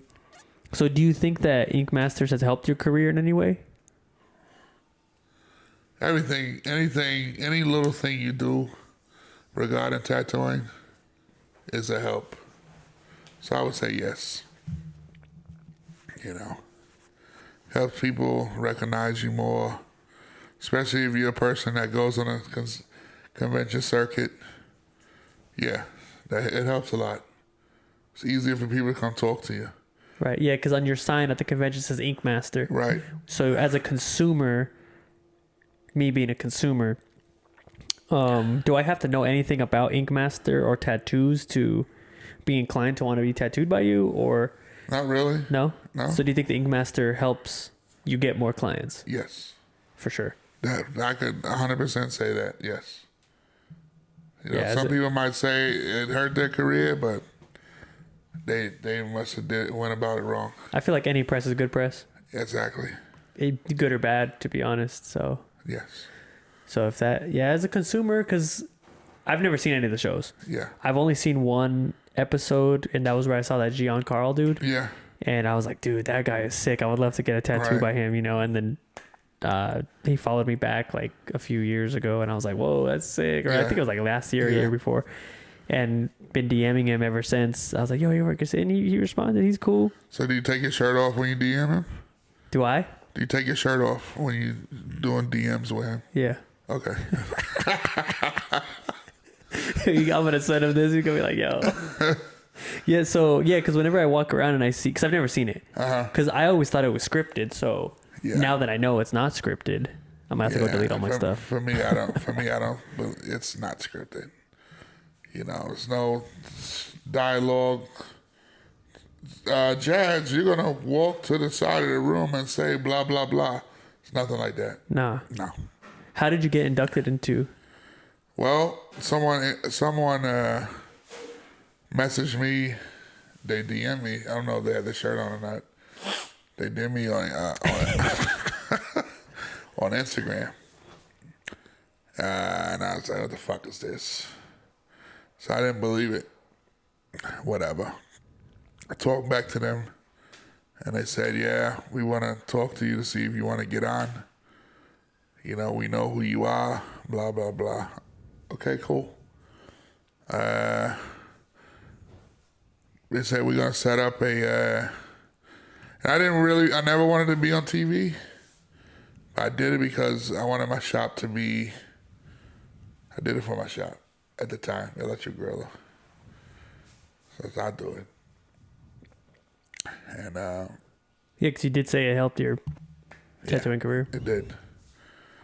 And I did it, and I did the Skype call. The producer who I talked to, she was happy. I made her laugh. I was doing jokes. And then it went from there. Paperwork after paperwork. And then, boom. You did the show. Was it just the one season? I did that, and I did the Grudge Match. So you did. So is the entire season you were in every episode? No, I was only in the first 3 episodes. Oh, so you're in the first 3, and then okay, that because I was trying to figure out how the Ink Master. Because like I said, I've never seen it. Yeah. So what was it like competing on the show? It was fun. I was an older guy there. I did everything they asked me to do. I didn't. As someone with discipline would. I didn't get upset because this is what they asked for. Someone with respect. Let's do it. We have an opportunity to do this. Let's do it. Right. And if you fall short, you just fall short. You tried your best. And that's just how I look at life, Mm-hmm. Dang, that's cool. So the season you were on was called Battle of the Sexes, right? Yes. So how did the first 3? What was the first 3 episodes? What was it? First 3, damn. No, you don't have to like give it to me like exactly in order. First 3 was people. First episode, it's like different teams working on one tattoo. Like on the same person? Yes. How it must have been big. No, it could be like this. One guy, boom, starts. One guy walk on, one guy does this. Oh, it was like you start and you finished. Yes. Yo, that's crazy. So that was pretty cool. And then the second one was, I can't remember the second one. And then the third one was surrealism or whatever. And then that's when I got kicked out. Right. Yeah, because you're a trad artist. Yeah. So when it came to the surrealism, you were like, I can't. I did the best tattoo that day. Yeah, you did the best that you could. But I did the best tattoo that day, so I thought I was in the clear. But I guess I didn't engage that time of filming. I felt like, oh, I'm good. You got to engage. Yeah. And I think that's what was my downfall. I didn't engage that day. Like with the client? No, engage with whatever beef they were trying to stir up. And I was just like, nah, I'm good. Oh, like fake beef. Yes. Oh, like to make it dramatic. Right. They're trying to sell. Like because it's a reality show almost. Exactly. So I didn't do that. I was just chilling. I said, I'm good. I got the best. It's not about a tattoo. It's about how long can you stay on TV for. Then as it progresses, then it really becomes about tattooing. But in the beginning, it's about how can you survive to stay on the next episode and the next episode and the next. Survival of the fittest almost. Exactly. And that's okay. I think that's cool. A lot of people might think it's whack, but I tell people like this. If you had that opportunity, be grateful. Because not everyone will get an opportunity to be on TV, to be on a tattoo show. You know how many people that been trying to get on Ink Master for so long and they're not successful at it. But someone like me, they just came and asked me. So other guys and some people got it by applying as well. So I'm always grateful that I was able to do that show. You have to be grateful for everything. For sure. I'm grateful. I'm super grateful of everything. Absolutely. To be in the position I'm in now, Yeah, yeah. It's kind of like a show. I mean, it is a show. This is great. You're doing good. No, that's cool. I wanted to know more, like about that as well. And I gave, and my favorite part about doing it was the food. The craft services they fed you. Yes. I asked for anything and they went and got it. They had endless alcohol, which at that time I didn't drink. Yeah. Like that, but they had endless alcohol. We had fucking a blast. Oh, that's cool. I mean, yeah, because it's a big production. Yeah. It's budgeted. Yes. So obviously you got paid for it. Absolutely. Not much money, but you get paid overtime with the clients. Oh yeah, I mean the royalties essentially is what it is. So yeah, 50% of something is better than 100% of nothing. Absolutely. So I think it was pretty cool. Yeah. What about some of the behind the scenes that the fans don't know about?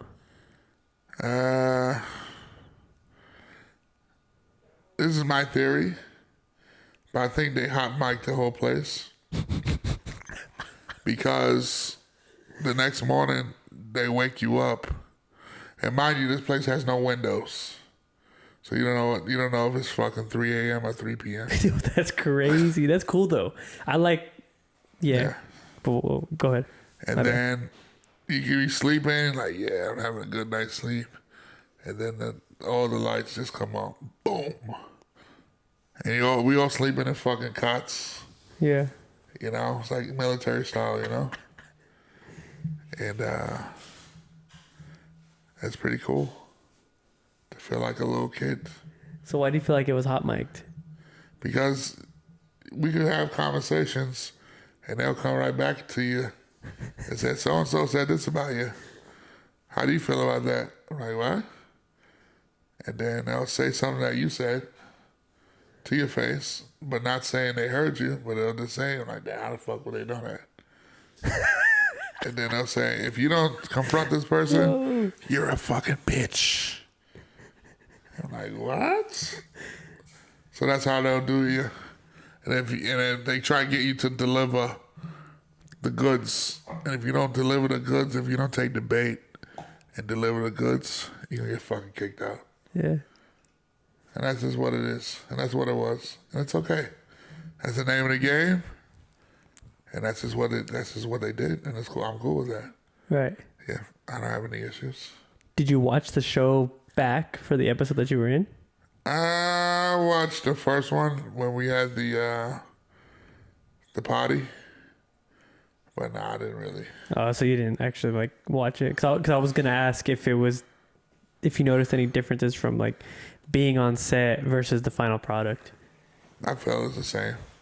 There's things that were cut off.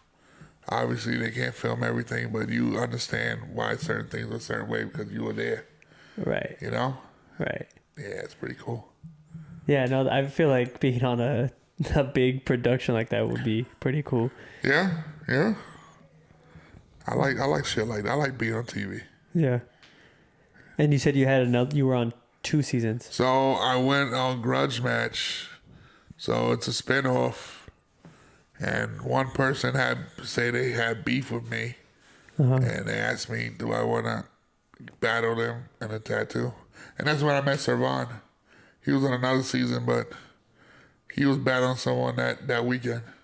So the Grudge Match was an Ink Masters. It was Ink Master Grudge Match. Yeah. That's so cool. So that's when I met him. And then I was battling Tito. And then it was just one day of filming. And then that night we snuck out. And we went to New York City and I showed them around. And then we came back to Jersey. So the show was shot in Jersey? Yeah, in Newark. Oh, that's right there by the city. Yeah. It was pretty fun. It was fun. Had a blast and I came back to New York City. Came back to Newark, New Jersey. It was cool. Yeah. No, that seems cool. Because I always hear a lot of people like hating on it and there's a lot of mixed feelings. They're just fucking soft. They're just softies. People don't realize the opportunity they get, and they're not grateful. Right. There's a lot of ungrateful people that would just. That's how I look at it. Right. You know. Did you walk away from the show with any new techniques or lessons? Yeah, definitely. What was something that you learned? I learned, honestly, how to really take my time and really hone in on and tattooing and taking my time and making sure everything is all my ducks are in a row before I finish a tattoo. Yeah, because is it rushed when you're doing? You can kinda a little bit. Because I have heard that when people are tattooing and like they have the clients like wear the same thing so it looks like the same day. Yeah. So that is true. Yep. Okay, I mean that would make sense. I mean it's production. Yeah. So it make it seem like so you have more time than the. No, we don't. No. No. Once that 6 hours up, you don't ever see that client again. Oh, really? You don't. Nope. Oh, so then it's not the same client wearing the same clothes as the day before. No, it's you wearing the same clothes. Oh, you were wearing the same clothes. Like, depending on this situation as far as Sometimes 3 days of filming could be one episode. Oh, okay. Yes. So the 3 days of filming, you only have that time allotted. Yes. So if it is the same client. No, it's never the same No, it's client. never the same client? So it's only what you're doing situation-wise if you're doing a task before the tattoo or talking or... No, seriously. No, I know. I'm laughing because it's cool. So the tattoo time is the actual time. So you got 6 hours and that's it. No one is coming back to retouch up anything. It's when it's Whatever over. they got is whatever Whatever they got, it's over. If it's unfinished. If it's undone, it's undone. And if it looks like shit, it looks like shit. Yeah, and then you'll just have to, you and the client will have to hook up somewhere and finish it. So are you allowed to keep in contact with the client or no? I never got the information. Some people find me, but no, I never saw any of these clients again. Dang. I wish I would, just to see how everything healed. Yeah, I guess that would be part of it. Yeah. Dang. So after all that is said and done, and you've done both of the seasons and a few episodes, would you do it again? Hell yeah. Hell yeah. Do you think you'll have the chance to do it again? You never know. We'll see. So it's just random. They don't tell you that you're coming back. They don't tell you. Sometimes they do. Sometimes they hint stuff to you. Sometimes some people will reach out to you. So it all depends. But they film in Canada now, though. Oh, okay. I mean, that's just right there. No, Vancouver. Oh.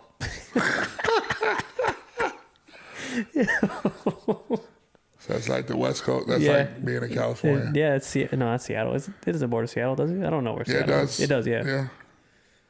Dang. Yeah, I've never been to Canada. I need to go up there. So it's just wicked far. Mm-hmm. Yeah, it's fucking far. That's far. Yeah. No, we ain't driving there. Absolutely not. What do you think of the anesthesia tattoos? Corny. Like, come on, man. If you can't take it, don't get tattooed. You know, I know you want to get a full coverage, but it's not easy on the body to do that.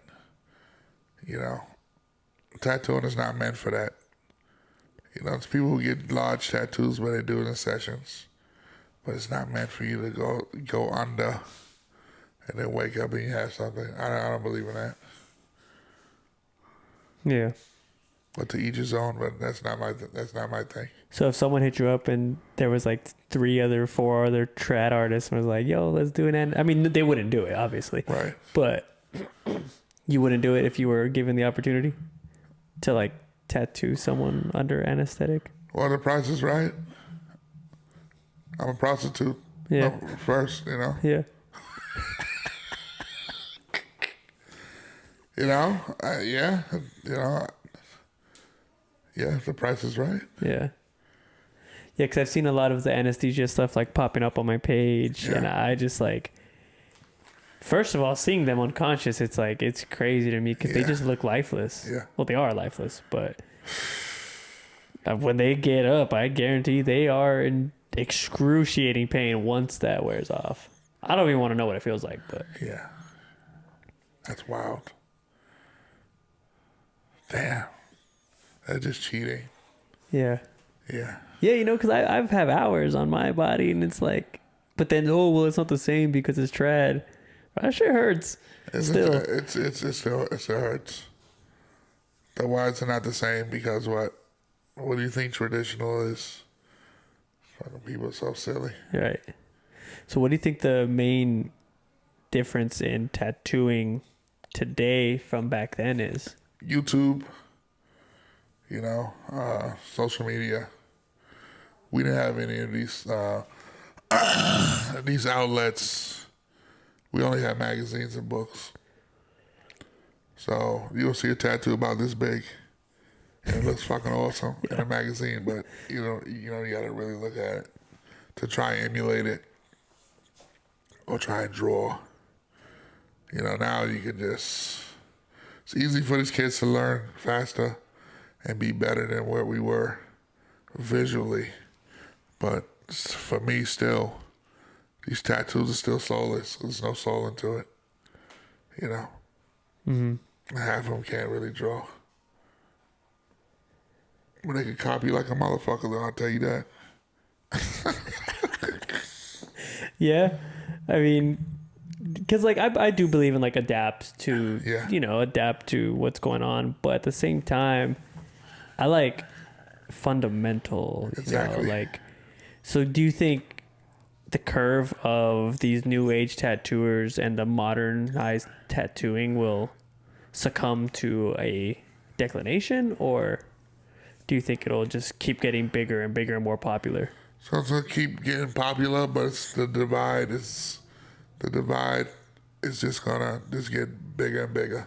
The divide of like the respect between like the old school and absolutely.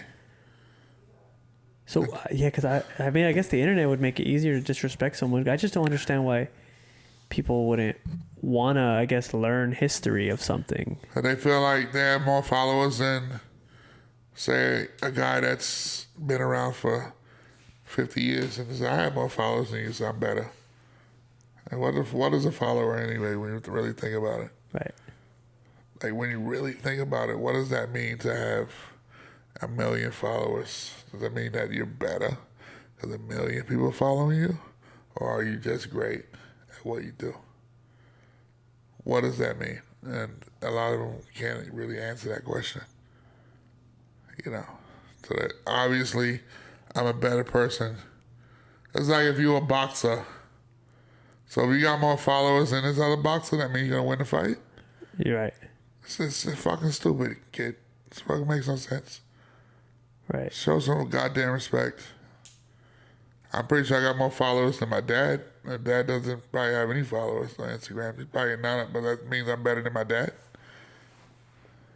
Right. Come on, man. Yeah. Yeah, because I mean, but when I first like hit my 10K followers or whatever, I was like, I thought I was cool, but then reality struck, brought me back down to earth, and then now it's just like now I know it's just a number. I mean, yeah, you know, it's just it didn't equate to my income at the time. And we all were there. Everyone's happy when you got your first 10K. Everybody was excited. Yeah, because I know I was excited. Yeah. You know.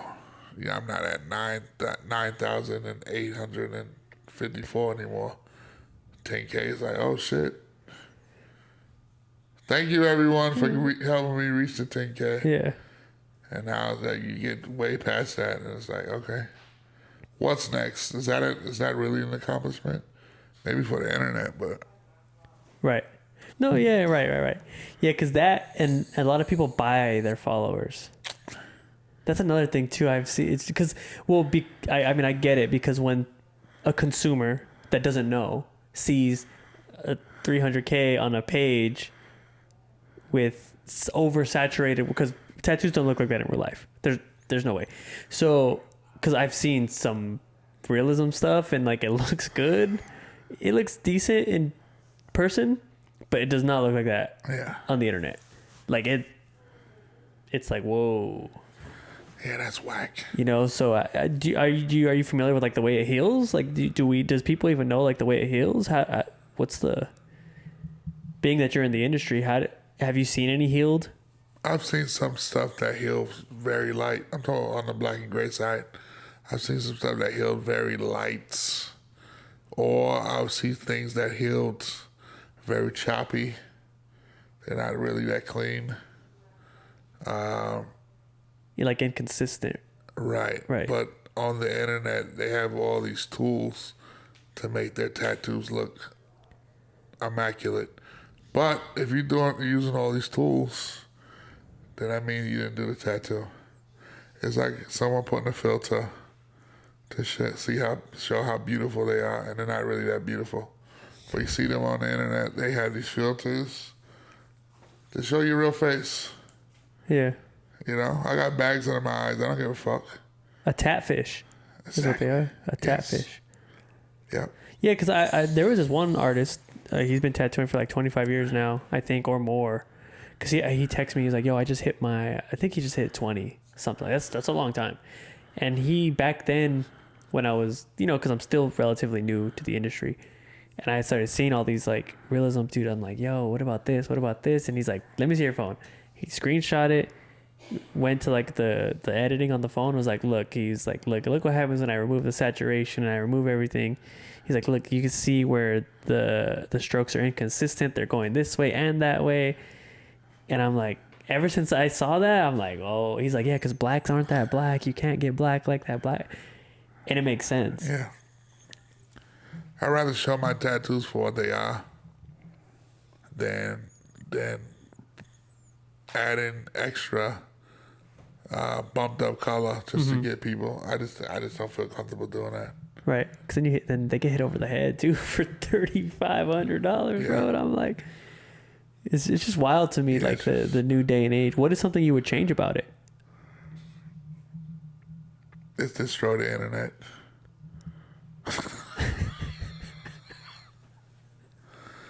Now, honestly though, what can I change about that? It's nothing I can really do, but yeah, if you could make one change, what would you do?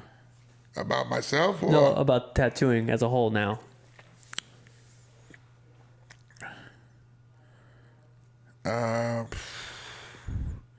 Make it harder for other people to do it. Let them earn it. People still have to earn their way into the NFL. People still have to earn their way into the NBA. You still got to earn yourself in the medical school, law school. You got to study. But tattooing is totally different. People find a machine on fucking Craigslist or Amazon. They have these kits and they learn. They have YouTube tutorials and they're just giving this shit away like it's fucking herpes. You know? You're right, yeah. And then when you look, everyone's a tattoo artist. Everyone. They do these these little single needle fine line, and they Pinterest, and you go to these conventions, they lay it all out on the table. No fucking soul. Tiny tattoos for sale. And people say, oh, this is old shit, this ain't expensive. And it looks like fucking shit. You get a whole bunch of them, you look like a fucking Friday 13 pork chop sheet. I thought you were going to say Chipotle bag. That I don't know what a Chipotle bag looks like. But yeah. It's just crazy that people really, and the clients don't know, but it's all about what we as tattooers provide. And these people just, let's get back to what tattooing, in my era of tattooing, what people drew. You know, people really showed what they're made of. Now no one has to really care. Just like from 1996 on, we had the dollar bills, the $100 bills. They had so much beautiful craftsmanship, the foliage. If you look at a $100 bill from 1995, and then the year later when it changed with the bigger faces, and it just looks so plain. Nobody cares about craftsmanship. Nobody cares. Nobody cares about the amount of work you put in to make something look beautiful. They just want it right now. Instant gratification. Exactly. That's what I could change. And that, yeah, because that's what Instagram is instant gratification. Exactly. So, if I were to change something, that would be that. The instant gratification. Just bring back craftsmanship. Yeah, because then what is art without craftsmanship? Exactly, but people don't. People using these iPads and making so-called art, and you know the photography industry is just has plummeted because everybody can be a photographer. They got all these fucking gadgets on your phone, and you can make shit look awesome. Now everybody's a professional photographer. DJs, they have it real bad. They have all these celebrity, good-looking women DJing that don't know shit about music, but people go to see them because they look good. You know, they're DJing and people's like, yeah. But the actual DJs who DJ back in the day, they put in their work. They put in so many X amount of hours of practicing their sets, vinyl records, you know, everything. Did their homework. Yeah. It's gone. Yeah, I actually interviewed a DJ and he said the same thing. He was like, He's like, I haven't been DJing that long, but I did put in the hours, I put in the time. But then you get this kid on TikTok that does a transition, sounds cool, and he just blows up, and it's like, And that's what tattooing is. yeah, I can equate it to DJing. yeah. Tattooing has turned into that. Yeah, I mean, same thing with the cameras and stuff. Because it's a little difficult for me sometimes to find the clients because they don't want to pay the higher end for the better stuff. Yes. But then I also offer the option of like shooting on my phone. And I'm like, oh, well, it's your phone. I'm like, no, bro. Like, I can still deliver. Yeah. Because I went to school for film, so I Right. can deliver. But Yeah. yeah, it's the same thing. It's social media. And I don't post much. Right. So I guess that probably hinders my ability to make a little more. Yeah. But I still get the good clients. I'm more on like the bigger scale. I like bigger productions, like stuff like this, Right. not the little Instagram stuff. Like I'd rather do something on a bigger scale. You're a craftsman. Yeah. So you understand. You know, most of these people, they don't give a fuck about that. Mm-hmm. They don't. Like, why should they? And when you really think about it, why should anyone care about craftsmanship? Especially if the end goal is already there for you, Right. you know? Yeah, because like it doesn't take time to do a stencil anymore. All that's done. Like all that is. Yeah. So whenever I'm looking for a certain art, because I do have a realism piece, like a realism piece, and I don't know if I'm still like reluctant that I got it Yeah. because I don't know how they heal, and I'm scared. I'm scared that it's gonna just like fall into itself. You just gotta go to someone that's amazing that still does it the way they do it from back then. Yeah, So you have to figure out who, and I could point you in the right direction. of those realism, because that's what I have, like a super realistic one. And it looks good now. I can point you to the direction of a good person that I know that she'll kill it. Her work is killer. Yeah, no, we'll definitely have to get more tapped into the industry. Sure. Just a couple more questions before we wrap up, because I know you're tired. It's a little late, but and I don't mean to keep you up. I'm energized. It is kind of late though. I don't want to be in your home too long. No, it's all good. What are some of the biggest mistakes you had to learn from when you were coming up? In tattooing? Mm-hmm. Or life? You could do tattooing. Not taking my time.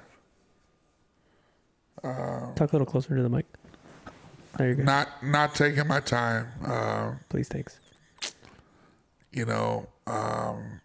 Really rushing as far as everything I did. Mm-hmm. And now I just take my time with everything. I'm fast still, but I take my time. I look at, and this is what I learned from Ink Master. I just look at everything, I analyze it, and I execute it all in my brain before I start, And I study a lot, Yeah. No, that's good. I mean, a lot of people don't really like to learn from their mistakes, and they just keep repeating them, and then before you know it, you're just fumbling everything. It's good to learn. Some people just think they don't make mistakes. I don't know. I don't understand people sometimes. Yeah. But me, I try not to repeat the same thing over and over. Right. Yeah. That's insanity, doing the same thing over and over, expecting different results. Crazy. It's crazy. I don't get it. Not at all. Yep. Yeah. Makes sense. I like learning from my mistakes. Absolutely. Try to limit them. Yes, sir. Let's talk about your convention, the one that you're going to be throwing. Yes. 2026. Go ahead and give me some information on that. Let's go ahead and get that out there. So it's going to be called the Providence Tattoo Expo. And it's going to be invite only. And it's going to be great. We're going to have a lot of different things that's going to take place. It's not going to be a typical tattoo convention where you had the same old acts. We're going to implement other things that will attract the crowd. And it's going to be more so tattoo oriented and a lot of fun, When do you think you're going to be doing that? The third week of April, 2026. Are you looking to expand into other states or just As Rhode from Island? now, Rhode Island I'm focusing on, but when that's successful enough, then yes, we will expand. So you think with the invite only, do you think that would be a good way to throw the convention, or do you want it to be all inclusive like these shops nowadays? I like to invite certain people. I like exclusivity. Yes. I try to make this exclusive. Yes. You know, good invites, good people makes the show better. Because when you just let anyone in and they're not really craftsmen, they just the Pinterest people or The all inclusive people. yeah, then that's gonna ruin the show for others that because sometimes the clients they don't know what's a good tattoo, Mm-hmm. you know, and I want people to come out there because they know who's there and they know what the show has to offer, you know. It'll be a good place for me to go. Yes, sir. I'm definitely coming. It's gonna be amazing. So that's gonna be third week of April 2026. Yes, sir. Safe? Is it gonna be a safe convention? Yes, very. A safe space. A lot. safe space for the real guys. Okay. Yeah, I'm excited for that. I wanted to touch more on that because that's gonna be big. Why have Rhode Island of all places? That's my origin of tattooing, Mm-hmm. and they deserve a good show because there hasn't been a show in Rhode Island for 12, 13 years. Small ass state too. Yeah. So it's time for me to come back and do something that's awesome. And you already have your shop here. Yep. The Bushwick. Bushwick Tattoo, yes. So when did you say that was opening? That's going to be in the next couple of months. Next couple of Yes. months. And then once you do that, then you're gonna slowly come away from the conventions and do 6 a year. Yep, 6 a year and maybe a couple in Europe, maybe some in South America, Asia, you know, Australia. You know, I just want to focus on the shows outside the country, international, and a couple here in the States, Mm-hmm. you know, and to spread this brand Mm-hmm. of what tattooing is supposed to be because I want to be good to tattooing because tattooing has always been great to me, Mm-hmm. you know. Yeah, I can see. Yes, sir. I can see. Where does the name Jazz come from? I was having sex with this broad and she couldn't say my first name. So as I'm hitting it, and she's like, I just say my fucking name. And she was like, Chat. And then the name Jazz just stuck. Is that really the truth? Yes. I keep it a buck out here, my brother. No, yo, that's crazy. I Word love it. up. I love it. And so now it's Big Daddy Jazz because of that. Well, I'll just say that because Big Daddy Jazz derives from Big Daddy Kane, one of my favorite rappers of Brooklyn, New York. So I just took his Big Daddy first Kane, part, yeah. Big Daddy, and I just took out the Kane and put the Jazz. So that's where the Big Daddy Jazz comes from. You know, the homage to Big Daddy, the great Big Daddy Kane, the original B.I.G. Right. Yo, I love that. All right. Just a couple more questions. Whatever, I'm easy like Sunday morning. What's some advice you would give to the new age tattooers or like anybody trying to get into tattooing? Go back to school. That's it. And go do something else. That's my advice. We don't need you no more. We have enough tattoo artists already. Give it 10 years and then, you know, then people can start coming back up when people get old. But for now, we have enough. Jesus Christ. All right, I love it. Y'all heard it here first. Go ahead and let them know where to find you. You can find me at on Instagram, Big Daddy Jazz 1Z. Remember, 1Z. You put 2 Z's, you're not gonna find me. 1Z, Big Daddy Jazz. Yeah, he don't make music. And look out for the Providence Tattoo Expo on Instagram, Providence Tattoo Expo, and look out for Bushwick Tattoo. Oh, here on in Instagram. Virginia. What part of Virginia? Suffolk, Virginia. Suffolk, Virginia. Look out for all of these, and you will be pleased with what we have and what we got to offer. Great tattooing, great lifestyle. That's it. Well, you heard it here first on the most versatile podcast in the world, The Bean Dip. We got a bunch of guests coming your way. We have an influencer that's here in Virginia Beach.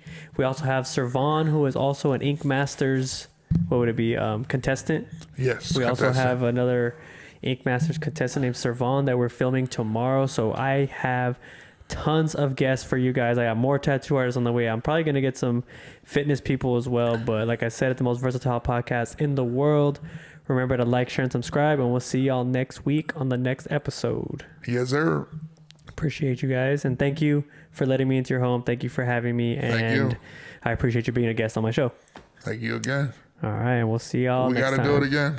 Definitely part 2 after everybody gets pissed. All right. Ooh, that was good. You like that? I think this was my second podcast.